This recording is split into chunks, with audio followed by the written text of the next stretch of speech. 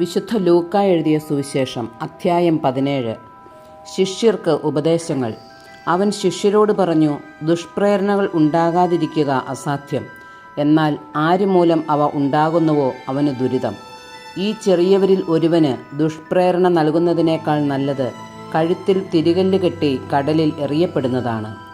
നിങ്ങൾ ശ്രദ്ധയുള്ളവരായിരിക്കുവിൻ. നിന്റെ സഹോദരൻ തെറ്റ് ചെയ്താൽ അവനെ ശാസിക്കുക, പശ്ചാത്തപിച്ചാൽ അവനോട് ക്ഷമിക്കുക.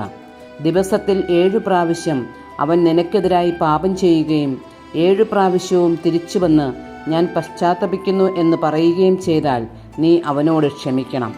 അപ്പോൾ അപ്പൊസ്തലന്മാർ കർത്താവിനോട് പറഞ്ഞു, ഞങ്ങളുടെ വിശ്വാസം വർദ്ധിപ്പിക്കണമേ. കർത്താവ് പറഞ്ഞു, നിങ്ങൾക്ക് ഒരു കടുകുമണിയോളം വിശ്വാസമുണ്ടെങ്കിൽ ഈ സിക്കമിൻ വൃക്ഷത്തോട് ചുവടോടെ ഇളകി കടലിൽ ചെന്ന് വേരുറയ്ക്കുക എന്ന് പറഞ്ഞാൽ അത് നിങ്ങളെ അനുസരിക്കും. നിങ്ങളുടെ ഒരു ഭൃത്യൻ ഉഴുകുകയോ ആടുമേയ്ക്കുകയോ ചെയ്തിട്ട് വയലിൽ നിന്ന് തിരിച്ചു വരുമ്പോൾ അവനോട് നീ ഉടനെ വന്ന് ഭക്ഷണത്തിനിരിക്കുക എന്ന് നിങ്ങളിൽ ആരെങ്കിലും പറയുമോ?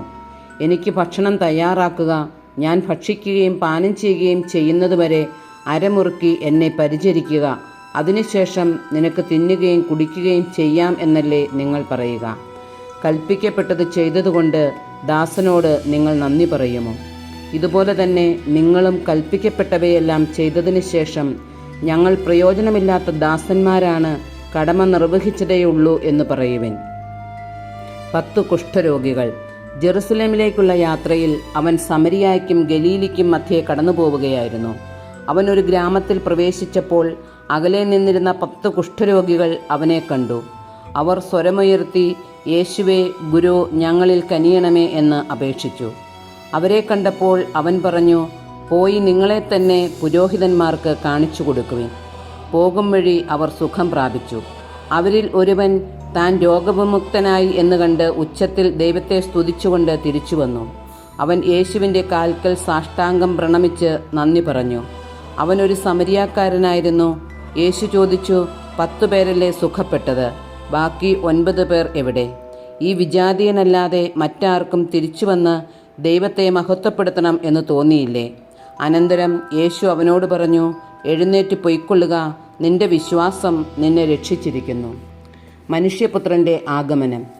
ദൈവരാജ്യം എപ്പോഴാണ് വരുന്നത് എന്ന് ഫരിസേയർ ചോദിച്ചതിന് അവൻ മറുപടി പറഞ്ഞു, പ്രത്യക്ഷമായ അടയാളങ്ങളോടുകൂടെയല്ല ദൈവരാജ്യം വരുന്നത്. ഇതാ ഇവിടെ, അതാ അവിടെ എന്ന് ആരും പറയുകയുമില്ല. എന്തെന്നാൽ ദൈവരാജ്യം നിങ്ങളുടെ ഇടയിൽ തന്നെയുണ്ട്. അവൻ ശിഷ്യരോട് പറഞ്ഞു, മനുഷ്യപുത്രൻ്റെ ദിവസങ്ങളിൽ ഒന്ന് കാണാൻ നിങ്ങൾ ആഗ്രഹിക്കുന്ന സമയം വരും, എന്നാൽ നിങ്ങൾ കാണുകയില്ല. അതാ അവിടെ, ഇതാ ഇവിടെ എന്ന് അവർ നിങ്ങളോട് പറയും. നിങ്ങൾ പോകരുത്, അവരെ നിങ്ങൾ അനുഗമിക്കുകയും അരുത്. ആകാശത്തിൻ്റെ ഒരറ്റത്തു നിന്ന് മറ്റേ അറ്റത്തേക്ക് പായുന്ന മിന്നൽ പിണർ പ്രകാശിക്കുന്നത് പോലെയായിരിക്കും തൻ്റെ ദിവസത്തിൽ മനുഷ്യപുത്രനും. എന്നാൽ ആദ്യമേ അവൻ വളരെ കഷ്ടതകൾ സഹിക്കുകയും ഈ തലമുറയാൽ ഉപേക്ഷിക്കപ്പെടുകയും ചെയ്യേണ്ടിയിരിക്കുന്നു. നോഹയുടെ ദിവസങ്ങളിൽ സംഭവിച്ചത് എങ്ങനെയോ അങ്ങനെയായിരിക്കും മനുഷ്യപുത്രൻ്റെ ദിവസങ്ങളിലും. നോഹ പെട്ടകത്തിൽ പ്രവേശിക്കുകയും ജലപ്രളയം വന്ന് സകലതും നശിപ്പിക്കുകയും ചെയ്തതുവരെ അവർ തിന്നും കുടിച്ചും വിവാഹം ചെയ്തും ചെയ്തു കൊടുത്തും കഴിഞ്ഞിരുന്നു. ലോത്തിൻ്റെ നാളുകളിലും അങ്ങനെ തന്നെ ആയിരുന്നു. അവർ തിന്നുകയും കുടിക്കുകയും വാങ്ങുകയും വിൽക്കുകയും നടുകയും വീട് പണിയുകയും ചെയ്തുകൊണ്ടിരുന്നു. പക്ഷേ ലോത്ത് സോതോമിൽ നിന്ന് ഓടിപ്പോയ ദിവസം സ്വർഗത്തിൽ നിന്ന് തീയും ഗന്ധകവും പെയ്ത് അവരെയെല്ലാം നശിപ്പിച്ചു. ഇപ്രകാരം തന്നെയായിരിക്കും മനുഷ്യപുത്രൻ വെളിപ്പെടുന്ന ദിവസത്തിലും.